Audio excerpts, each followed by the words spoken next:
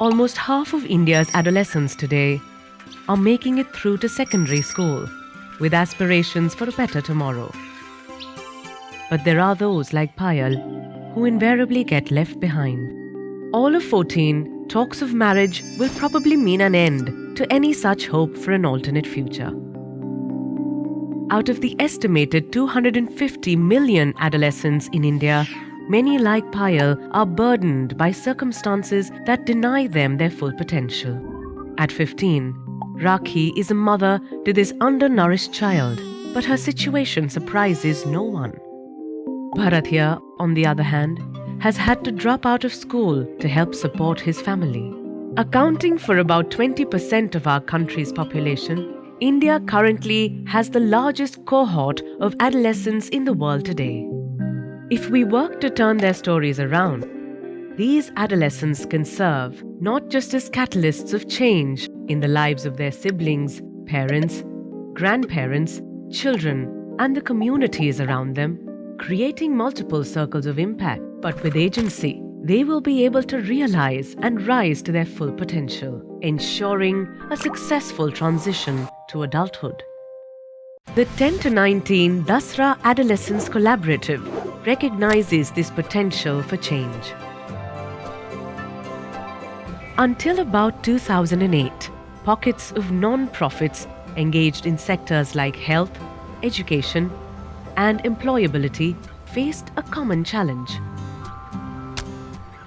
They had limited incentive for collaboration and hardly any formal structures to help build towards it. Recognizing this gap, 10 to 19 took the crucial step of aligning funders, non-profits, technical experts, and government organizations to partner and work in collaboration in a bid to bring about positive and sustainable change. From a space till now constrained by segregated funding, the collaborative facilitated a shift that was unique in many ways. The collaborative today aims to reach 5 million adolescents over the next 5 years and channel over $50 million. Evaluation, learning, and robust monitoring have always been important for the collaborative. But now, years of research have led the collaborative to its 4 measurable outcomes, those that encapsulate the biggest challenges adolescents face today. First, supporting adolescents to complete secondary education. Second, ensuring adolescents build agency and self-efficacy. Third, delaying their age at marriage. And fourth, delaying age of first pregnancy or birth. So, how does this collaborative plan to work? First, 10 to 19 aims to bring about a changed focus to the funding environment. So, from focusing on funding activities and outputs, it plans to focus instead on funding outcomes. I think outcome-based funding really helps us to invest, to measure, to create evidence and really assure outcomes, because the kind of issues that we work on cannot really be attained in shorter terms. Next, a select group of non-profit organizations in specific geographies will be supported to deliver comprehensive programming at scale.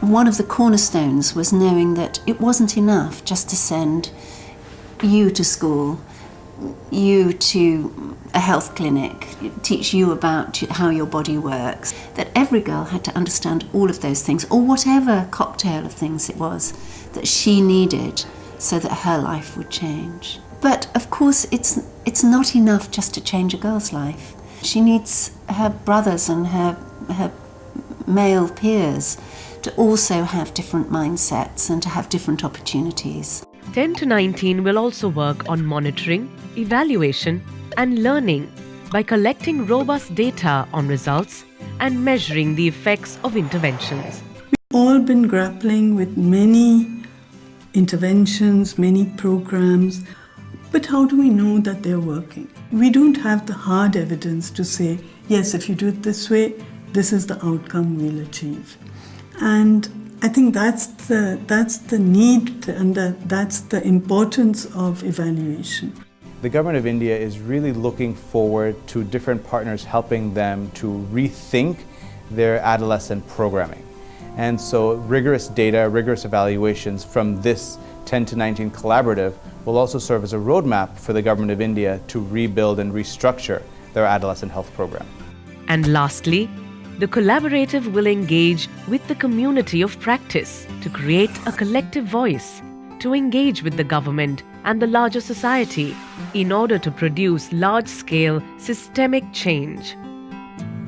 What's also very important is to ensure that there's normative change, that we change the mindset from the ground up through social behavior change communication, as well as top down from policy, as well as governmental institutions, and bridge that gap. And that is where the community of practice comes in. There is a fifth player in this team as well, perhaps the most significant, the adolescents of this country themselves.